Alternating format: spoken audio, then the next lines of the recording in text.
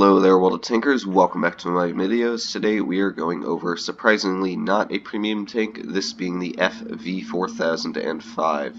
This is a tier 10 British tank destroyer, which is on the line right now. It breaks off from the Sherman Firefly.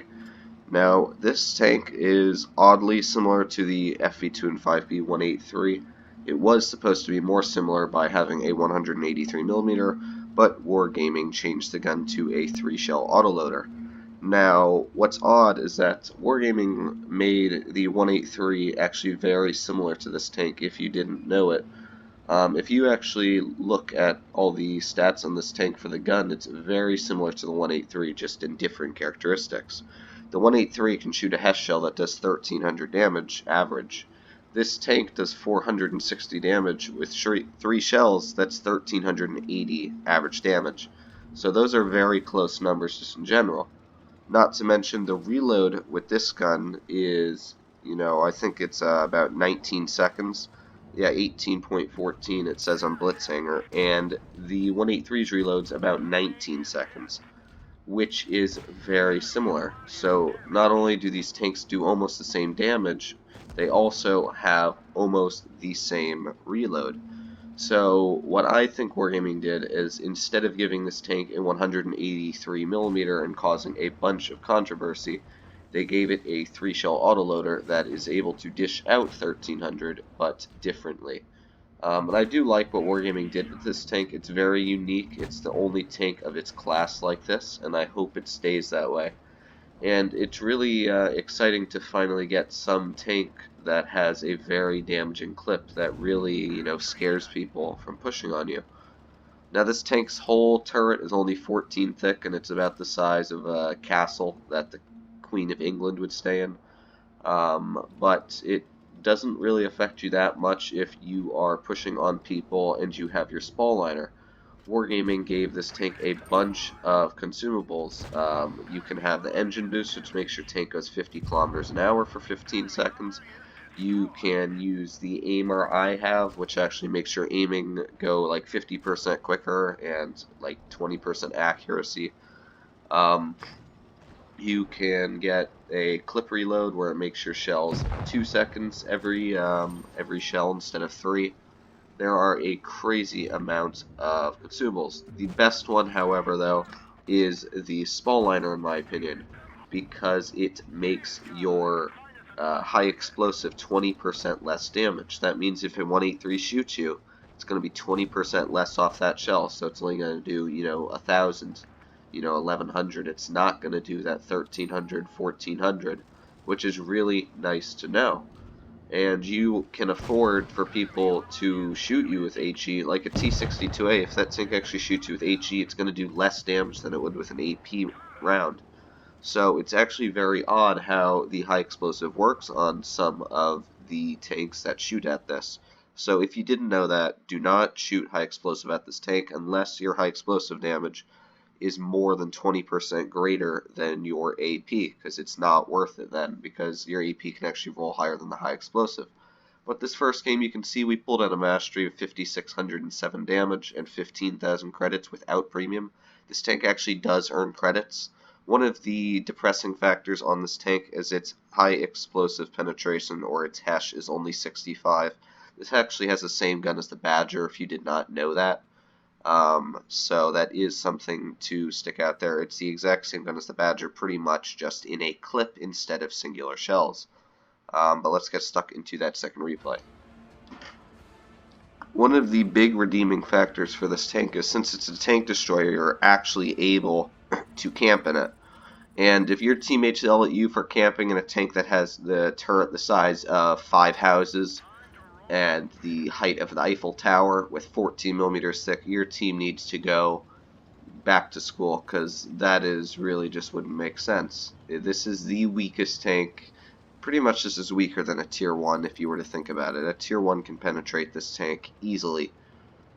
This tank's turret is probably bigger than a tier 1, to be honest.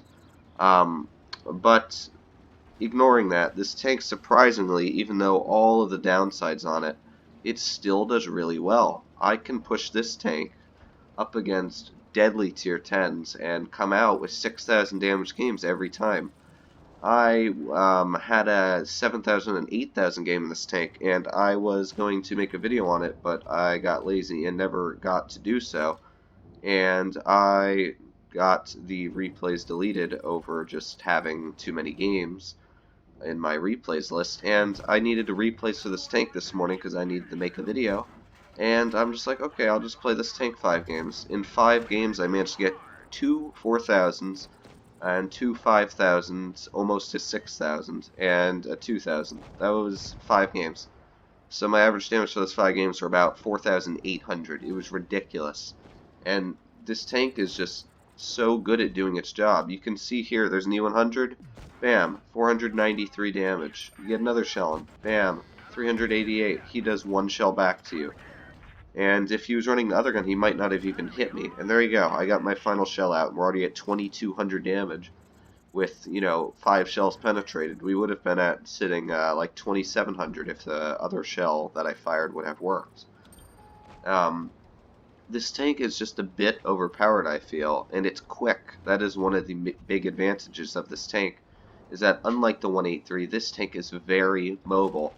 If this tank was slow, that would be a huge issue. But this tank is more like a medium, and if you run that speed boost, like YouTubers have shown, you really can outflank heavy tanks with this thing. It is just so quick. Now the accuracy of this gun is not amazing, as you can see. That shell completely missed that 54. It was a terrible shot.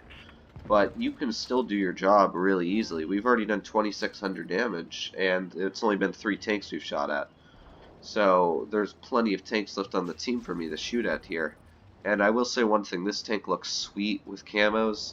The British tanks usually do, but this tank just looks very nice with really any camouflage, and I like a nice looking tank.